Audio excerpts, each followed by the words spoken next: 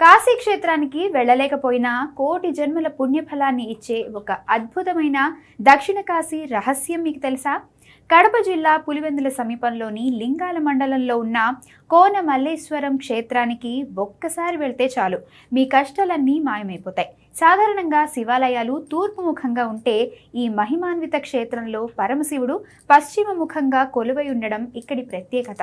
పూర్వం కణ్వ మహర్షి ఇక్కడే శివలింగాన్ని ప్రతిష్ఠించగా వనవాస సమయంలో సీతారామ లక్ష్మణులు కూడా ఈ స్వామిని పూజించారు.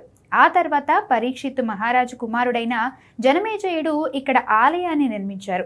ఈ ఆలయ ప్రాంగణంలో ఉన్న పవిత్రమైన కోనేటిలోని నంది నోటి నుండి నిరంతరం జలధార ప్రవహిస్తూనే ఉంటుంది. కార్తీక మాసం చివరి సోమవారం నాడు 5 మునీశ్వరులు అదృశ్య రూపంలో వచ్చి ఈ కోనేట్లో స్నానం చేస్తారని భక్తుల నమ్మకం.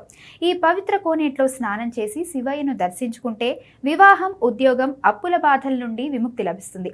మరి ఈ మహిమగల దక్షిణ కాశీ విశేషం మీకు నచ్చితే ఇప్పుడే సబ్స్క్రైబ్ చేసి వీడియోను షేర్ చేయండి.